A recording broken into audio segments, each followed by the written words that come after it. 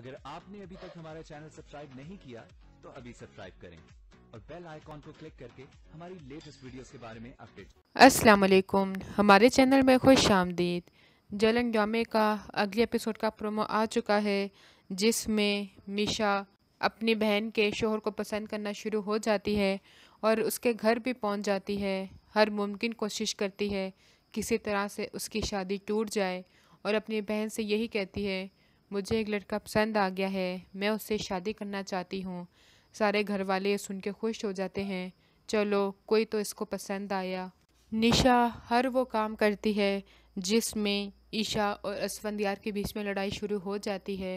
खुद असफंदियार की नज़रों में अच्छा बनती है, उसके सामने बार बार आती है, उससे बातें करती है और ईशा को काम में लगाई रखती है और अपने बहनों से यही कहती है, मेरी बहन तो है ही ऐसी, किसी को भी टाइम नहीं देती, हमेशा अपने ही कामों में लगी रहती है, किसी का भी ख्याल नहीं करती।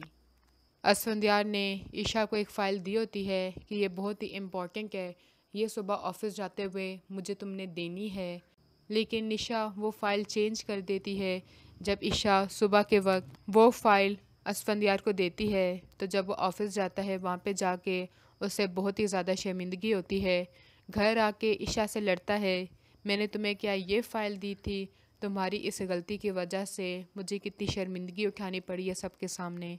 ईशा उससे कहती भी है, आपने जो मुझे फ़ाइल दी थी ये वही है, लेकिन वो उसके बाद नहीं सुनता और उसको धक्का देकर चला जाता है।